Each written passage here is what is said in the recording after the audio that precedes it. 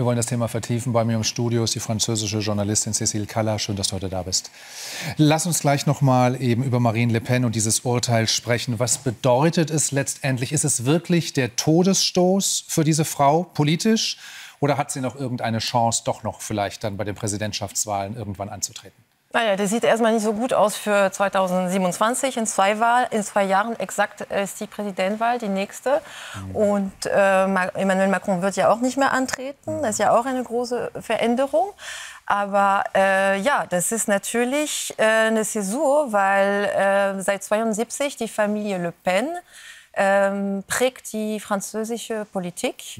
Und sie hatte ja die besten oder hat die besten Aussichten für 27, steht ganz vorne in den Umfragen, wenn die Franzosen gefragt werden. Deswegen, jetzt sieht es so danach aus, als ob sie nicht mehr kandidieren könnte. 4 Jahre Unwählbarkeit, davon 2 Jahre auf Bewährung. Und sie kann zwar in Berufung gehen, aber da die französischen Gerichte so beschäftigt sind, ist es sehr unwahrscheinlich, dass sie das noch rechtzeitig schafft für die Präsidentwahl.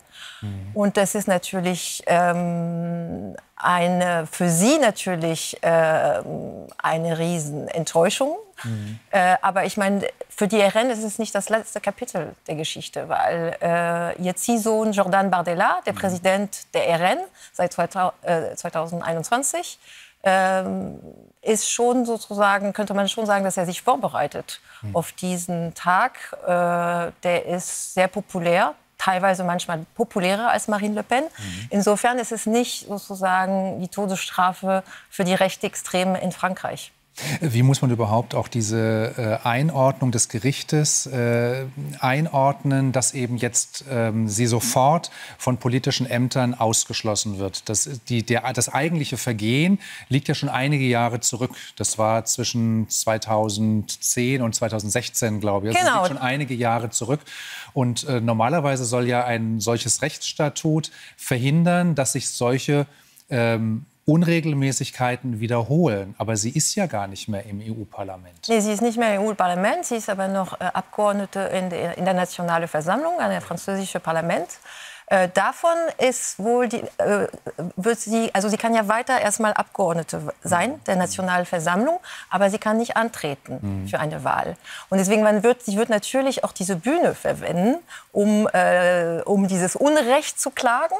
Wir sind noch alle sehr gespannt, was sie heute Abend sagen wird. Ja? Wird sie dieses Argument maximieren, dieses politische Argument, das ist der Tod der Demokratie, die Demokratie wird exekutiert, man macht ist ein politisches Tod für sie. Da hat sie schon sehr viele Unterstützer in Europa, in allen Kapitalen, die besonders gut viel Wert legen auf Demokratie und Grundrechte, wie aus Ungarn oder aus Moskau haben wir Unterstützungsbekundungen gehört. Insofern ist sie nicht raus aus der französischen Politik, aber es ist natürlich für sie eine Wende, wenn sie nicht bei der Präsidentwahl in 2 Jahren mitmachen kann.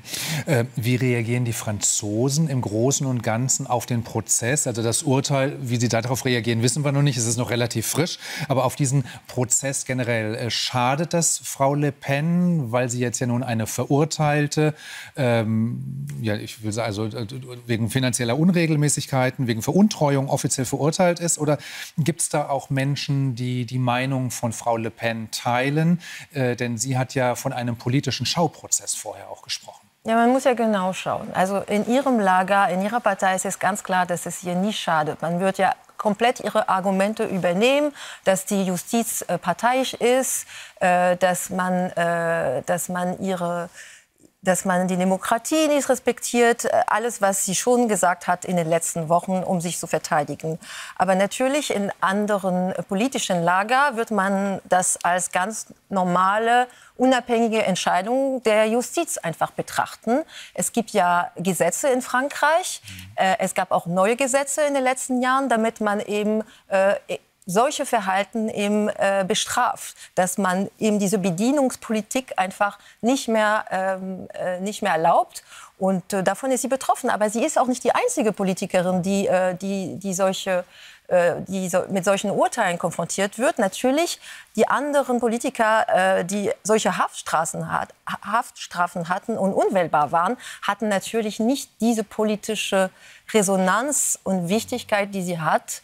Das war ein zweirangiger Politiker. Insofern hat es natürlich eine ganz andere Dimension. Cécile Keller, vielen Dank für die Einordnung. Dankeschön.